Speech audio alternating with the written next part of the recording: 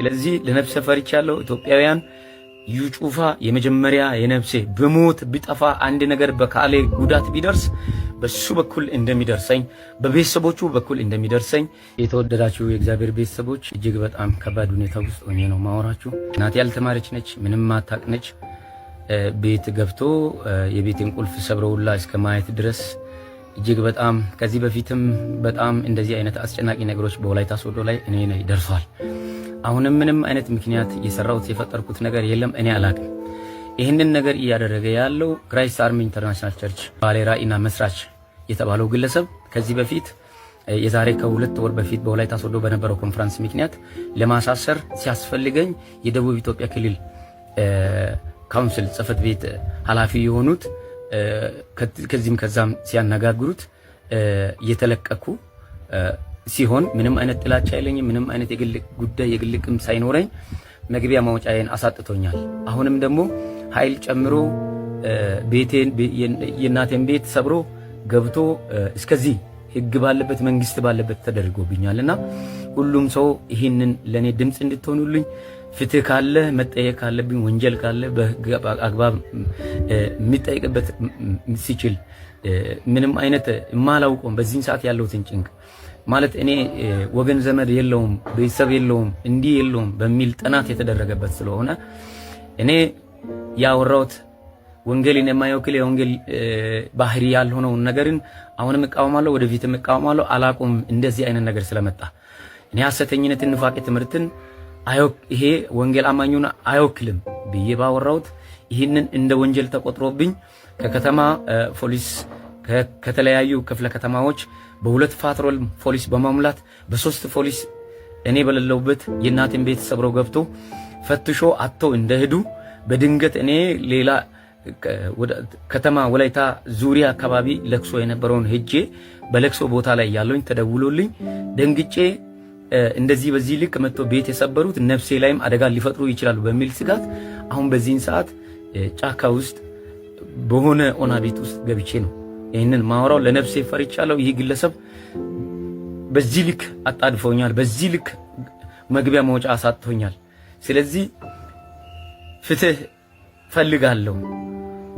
የወንጌል ባህሪ ይሄ ነው ወይ? ወንድሙን በመግደል ነው ወይ? ወንድሙን አላግባብ በማስጨነቅ ነው ወይ? ምን የሚባል ጉድ ነው? ስለዚህ ለነፍሰ ፈርቻለሁ። ኢትዮጵያውያን እዩ ጩፋ የመጀመሪያ የነፍሴ በሞት ቢጠፋ አንድ ነገር በካሌ ጉዳት ቢደርስ በሱ በኩል እንደሚደርሰኝ በቤተሰቦቹ በኩል እንደሚደርሰኝ የኢትዮጵያ ሕዝብ እንድታውቁልኝ እላለሁ። ራሱን ችሎ ቪዲዮ ረጅም ስለነበረ አጠር ያለ ሐሳቤን ለመጠቅለል እሞክራለሁ። ይሄ ሰው የወላይታ አካባቢ ተወላጅ ነው። ስለዚህ እዩ ጩፋን ተቃውሞ የደረሰበትን ነገር ነው የተናገረው። አንዳንዶች የተቀባ እግዚአብሔር ሰው ላይ ሰው ጠላት ሰይጣን አስነሳበት ምናምን ብላችሁ እንደምታምኑ አውቃለሁ። ነገር ግን ሁሉንም በብልሃት መመርመርና ማጣራት እንዳለባችሁ አስባለሁ። የመጀመሪያው ነገር ከዓመታት በፊት መንግስቱ በለጠ የተባለ ግለሰብ በሚሊዮን የሚቆጠር አጋንንት እንዳለበት ተውኜ ገንዘብ ከፍሎኛል እዩ ጩፋ ብሎ በአደባባይ ላይ ተጸጽቶ በመሰከረው ምስክርነት ምክንያት የማይገባቸውን ዩኒፎርምና ቀይ ቡኔት ያደረጉ ሰዎች ተቀጥረው ተደብድቦ በግድ ይቅርታ እንዲጠይቅ እንደተደረገ ከዚህ በፊት ቪዲዮ ሰርቻለሁ። ስለዚህ ስፔሻሊ የወላይታ አካባቢ ተወላጅ ሆናችሁ እዩ ጩፋን መቃወም እንዳትችሉ ነው የምትደረጉት። ለምን ሲባል የዛ አካባቢ ማህበረሰብ ከሆናችሁ ማህበረሰቡ ሊቀበላችሁ ይችላል የሚል ግምት ስላለ ማለት ነው። ከዛ ማህበረሰብ ውጭ ያለ ሰው ሲቃወም የተቀባ ሰው ላይ ሰይጣን ሰው አስነሳ ይባላል። አሊያም ደግሞ የወላይታ ብሔር ተወላጅ ስለሆነ ነው እየተቃወሙት ያሉት የሚል ፖለቲካ ይሰራበትና በዘረኝነት በብሔር ምናምን ተድበስብሶ ያልፋል ነገሩ። እንደ እግዚአብሔር ቃል ምንም ብትናገሩ ማስረጃ ብታመጡ ሰዎች እንዳይሰማችሁ ተደርገው ተሰርተዋል። አብዛኞቹ ሰዎች ክርስትናቸው ራሱ ከዚህ የዘረኝነት አመለካከት እንዲወጡ ስላላደረገ ማለት ነው። ይሄ ልጅ ላይ የደረሰ ያለው ነገር እውነት ሊሆን እንደሚችል መገንዘብ አለብን። በተቻለን መጠን ለዚህ ሰው መቆም አለብን። እስፔሻሊ እኔ ተቀብቻለሁ ለሀገሪቱ መፍትሄ ነኝ ከሚባል ግለሰብ እገታ ስለደረሰብኝ እኚህ ማይክ የሚይዙ የራሳቸውን አጀንዳና ዓላማ በእግዚአብሔር ስም የሚያራምዱ ሰዎች ምንም ነገር ከማድረግ ወደኋላ እንደማይመለሱ በራሴ አይቼዋለሁ። ስለዚህ ይሄ ሰው እያወራ ያለው ስም ለማጥፋት ብቻ እንዳልሆነ እንድታስቡ ነው ይህንን ቪዲዮ ምሰራው። አዎ ለዚህ ሰውዬ አንዳች ነገር ቢደርስበት እንዳለው የመጨረሻ ቃሉን ተናግሯልና ምንም ነገር ቢደርስበት ተጠያቂ የሚሆነው የፈራው ያሳደደው ግለሰብ ነው የሚሆነው። ስለዚህ ጥንቃቄ ያስፈልገዋል። ሌላው ግን ወንድማችን አንተ ራስህ ከዚህ በኋላ የሚደርስብህ ወከባ በሚደርስብህ እንግልት ምክንያት ይቅርታ እንድትጠይቅ ነው የሚደረገው። ገንዘብ ተከፍሎ ስም እንዳጠፋ ተቀጥሬ ነው ብለህ ምስክርነት እንድትሰጥና ይቅርታ እንድትጠይቅ ነው የሚደረገው። ለምን ይሄ ንግድ፣ ይሄ ማጭበርበር፣ ይሄ በእግዚአብሔር ስም መነገድ እንዲቆም አይፈለግም። እስፔሻሊ አንተ የዛ አካባቢ ተወላጅ ከመሆን ጋር ተያይዞ ሌሎችን ከኛ ብሔር ውጪ ስለሆኑ የኛም ብሔር ስለሚጠሉ ነው ተብለው ይመታሉ፣ ይሸፈናሉ። አንተ ግን የብሔሩ ተወላጅ ነህ፣ ራስህን ልትጠላ አትችልም። ስለዚህ ከዛው አካባቢ ከዛው ተወላጅ ሆነ ፊት ለፊት ወጥተህ ስትናገር ማሳደድ የሚደርስብህ ተቀባይነትህ ከኛም በተሻለ መልኩ በማህበረሰቡ መካከል ሊጨምር እንደሚችል ከመገንዘብ አንጻር። ስለዚህ የትኛውም ዋጋ ልትከፍል ትችላለህ። ከጎንህ ነው ያለነው። እንዳሁኑ እንደሰራው ቪዲዮ ኢንፎርም አድርገን አብረን ካለን መቼውንም ቢሆን ግን ሐሳብህን ቀይረ ይቅርታ ተንበርክከ እንደ መንግስቱ በለጠ በአስገዳጅ ሁኔታ የምትጠይቅ ከሆነ ከፈልኩለት ለምትለው ዋጋ ቢስ እንድትሆን ትደረጋለህ እና እግዚአብሔር ካንተ ጋር ይሁን። የህግ አካላቶችም ዩኒፎርማችሁን እንድታከብሩ ህገ መንግስትን እንድትጠብቁ ማህበረሰቡን በሰላም ወጥቶ በሰላም እንዲገባ እንድታደርጉ ነው እንጂ ኃይል ላለው ገንዘብ ላለው ዝና ላለው ሰው ጥብቅና ቆማችሁ ሰውን እንድታሳድዱ አይደለም ዩኒፎርም ያደረጋችሁት። ሰላም ነው። እንደምትመለከቱት እዩ ጩፋ በጋሞ ለደረሰው አደጋ 300 ሺህ ብሩን መልሷል። አንዳንድ ሰዎች ሰጠ እያላችሁ እያወራችሁ ነው። አልሰጠም፣ መልሷል። ከህዝብ የተወሰደ በላብ በጥረት ያልመጣ ዘይት ሽያጭ የመጣ አንድ ገንዘብ በአስፈላጊ ሰዓትና በአስፈላጊ ሁኔታ ወደ ህዝቡ መልሶ በየትኛውም ሁኔታ ሲደርስ ተመለሰ እንጂ ተሰጠ ይባላል። ሰጡ የምንላቸው ሰዎች አሉ። እውቀታቸውን፣ ጊዜያቸውን፣ እድሜያቸውን፣ ላባቸውን አንጠፍጥፈው በራሳቸው ንጹህ መንገድና ልፋት ያገኙትን ገንዘብ ለህዝብ ሲያካፍሉ እነዛ ደጋግ ሰዎች ሰጡ ይባላሉ። ያደረገው ነገር በጣም መልካም ነገር ነው፣ ግን አልሰጠም፣ መለሰ።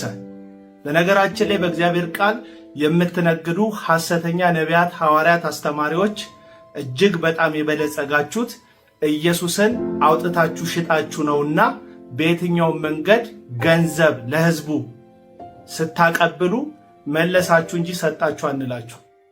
ቸር ሰንብቱ። ነቢዩ ሱራፌልና እስራኤል ዳንሳ ልጣሉ ነውና እንዴት አድርገን እንደምናስታረቅ እኔ አይደው ነው። ነቢይነት በጣም መጥፎ የሥራ ዘርፍ ነው። ጥሉ የተነሳው በአዋሳ ኮሪደር ላይ ነው። እስራኤል ዳንሳ እኔ ነኝ ትንቢት የተናገርኩት የአዋሳ መርገም ይሰበራል ብዬ ካስታውሳችሁ ተናግሬ ነበር ይላል። ባለፈው ጠቅላይ ሚኒስትር አብይ ኮሪደሩን ለማስመረቅ የደቀን ቀድሞ በቪኤት ገባ ከወላይታ እስራኤል ዳንሳና የሚገርማችሁ ነገር ጠቅላይ ሚኒስትሩ ሐዋሳ እንደገባ ሰማው እና የጸሎት መልስ ነው አለ። ካን ዩ ቢሊቭ ዲስ? ጠቅላይ ሚኒስትር አብይ ወደ ሐዋሳ ሄደው የእስራኤል ዳንሳ ጸሎት መልስ። ይሄንን አሜን የሚል መንጋል ሐዋሳ ላይ ዳንሳ ኮሪደሩ ከተጀመረ በኋላ ነው የተነበየው። ሱራ ደግሞ መጣች። ሱራ እንግዲህ ጭስ ናት፣ ቤቢ ፌስ አላት፣ በትትና የታጠረ ሰላቶ ነው። ሱራ ደግሞ ምን ይላል አሁን? ኖ እኔ ከ6 ወር በፊት ክብሯን የሐዋሳን እመልሳለሁ ብሎኝ ተናግሮ ነበረ። ከሳውሳችሁ እዚህ ታቦት ተራራ ላይ ሁላችንም ተሰብስበን ጌታ ተናግሮኝ የሐዋሳ መርገም ሰብራለሁ ብሎ የሰበረው ነው። እንግዲህ አሁን ብልጽግና ይሄን ሰርቻለሁ ብሎ መወዳደር አይችልም። ሱራፌልና ዳንሳ ይሄ ነው ያሉ ነው። እነሱ ምንም በብልጽግና የለበትም ይሄን ነው ያለው ያሉት እነሱ ሰዎች እነማን ናቸው? አሁን ገብታችሁ አስታርቁ። እነ ቀለሜ ወይም እነ የነቢያት ዘጋቢዎች፣ የነቢያት አሽቋላጮች፣ እነ ብሩክ ኒውስ።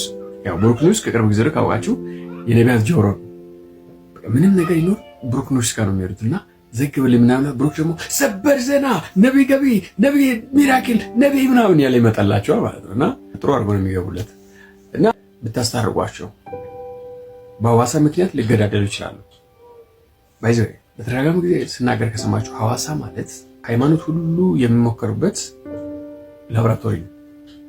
ሰምታችሁ የማታውቁት ሃይማኖት ሐዋሳ ውስጥ አለ። ሁሉም ከዛ ነው ጀምሮ። ነገራችን ላይ ፍቅር ሲዝም ራሱ ዮናታ ጋር ሐዋሳ ነበርና ከሐዋሳ መጥቶ ነው ፍቅር ሲዝምን የጀመረው።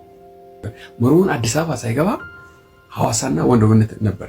ወላይታ መጣ፣ ከአዳማ መጣ፣ ከሁሩ ጉድሩ መጣ፣ ከትክል ድንጋይ መጣ። ብቻ ነቢይ ይሁን አሜን ይላሉ ሐዋሳዎች ናቸው። ይሄ የገጠር ነቢያትን ያሳድጋሉ። ከዛ ወደ አዲስ አበባ ኤክስፖርት ያደርጋሉ።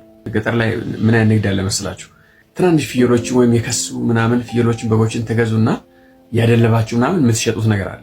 ልክ እንደዛ ገና ፀጉር ማበጠር ጀመረ። ቀንጫራ ነቢይ ከወላይታም ከኦሮሚያም ከቤንሻንጉል ጉሙዝም ይሁን ብቻ ያመጡና አደልቦ ወደ አዲስ አበባ ይለካሉ። የአዲስ አበባ ህዝብ ደግሞ የባሰበት እንደዚህ ብሎ አራዳ ነው ምናምን እንዳለ እንጂ ማለት ነው። አንተ አራዳ ሆነ እስራኤል ዳንሳ ትሸወዳለህ።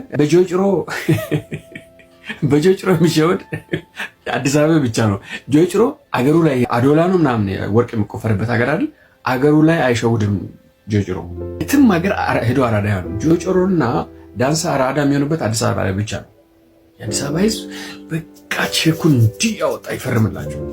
ሄድና አሁን አስታርቅ። እዛ ዳንሳና እንትና በኮሪደር ተጣልተዋል።